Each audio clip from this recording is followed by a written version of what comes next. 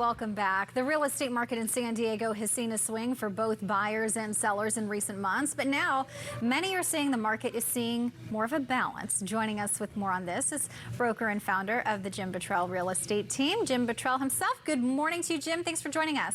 Good morning, Lauren. So let's talk about the current situation of the market, because what we were seeing were homes going for way above listing price. You get homes with 100 offers. It was just a nightmare for people trying to get into the market.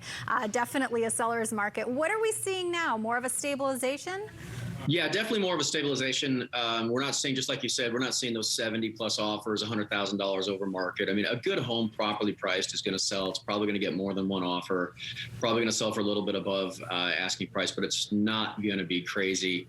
I think a lot of those buyers, they got worn out, and then we're just, we might be seeing the top of a market. I don't know. We're seeing more inventory showing up. We're not seeing as many buyers.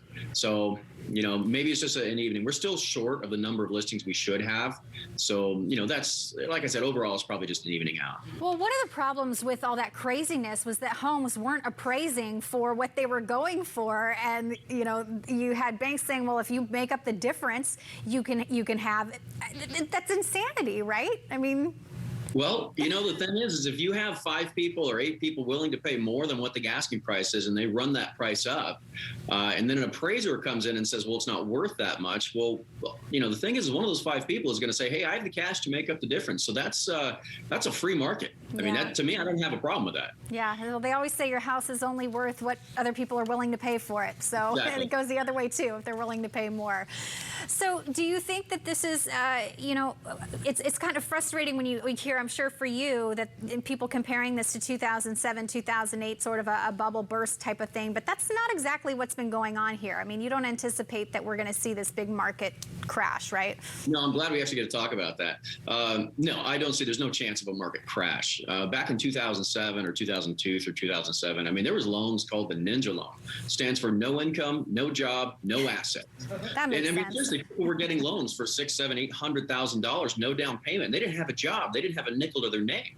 But the banks were letting them get these loans, so they're coming in offering on houses. I mean, I jokingly call them fake buyers, but what they did is created a lot of extra demand, ran those prices up, and then in 2007, there was a 32% first payment default rate, which means they didn't even make their first payment. So that's what caused the crash. Today, there's nothing like that. In fact, since 2007, every single person's had to fully qualify. It's the best paper that mortgages have ever had in the history of this nation. So, there's no way that we're going to have those massive numbers of foreclosures that would be required for a market crash.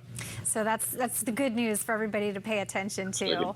One of the things we've also talked about in the past is this idea of generational wealth, and real estate has always been a great way for people to pass along money that they've worked hard for to their kids, or leave it in the family. Real estate's being good for that because it usually appreciates over time.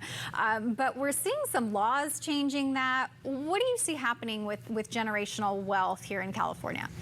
Well, generational wealth is it's my absolute favorite topic. I absolutely love real estate. I love this topic. I teach classes on this all the time. So generational wealth, and the easiest definition is when you own a home, over time it goes up in value, just like you said that. And when it comes time for you to retire, you become less dependent on Social Security. I mean, I'm almost 51 years old, and I don't think Social Security's been around for me. So anybody who's younger than me, you better come up with a plan.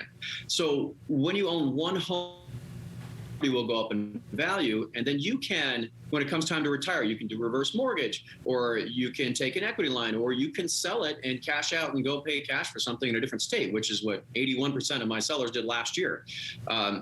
If you own more than one property, let's say you have some rental properties, well, that's where you can really create the generational wealth. Because if you think about somebody making a mortgage payment, a renter making the rental payment, well, what are they doing? They're making your mortgage payment for you. But the owner gets the principal, the owner gets the appreciation, the owner gets the tax benefits, and the owner gets that positive cash flow. But the renter is the one who gets to pay for it all. And if you're a renter out there, I hope you listen to that. So for me, in my life, I own a lot of rental properties, and I'm not a financial advisor, so I can only talk about my story. So I have 3 daughters. and we have a number of rental properties. So at some point in time, when I leave this earth, which we all will, my daughters are going to inherit a number of rental properties that have all been paid for and bought by the tenants. So they're going to have advantages in life that I didn't have. They're going to have these annuities, this cash flow just coming in passively every single month. And now, with 3 daughters, that creates a whole new situation. They're going to have advantages that I never did, but they're going to have to learn some lessons. So I have to teach them about don't sell those houses. I have to teach them about putting them in corporations. I have to teach them about trusts. I have to teach them about a prenuptial agreement because I don't care that you left him. Spoken like a true girl dad. I love it, We Jim. got 3 of them, 3 little girls, yeah. Oh, Jim, thank you so much for the insight on the market. Certainly some good news that we're seeing in the market there. But if people have more questions, they can go to jimhasthebuyers.com. That's right. Sounds good. Jim Bottrell, thank you so much. Talk to you soon. Thank you very much, Lauren. Absolutely. Bye.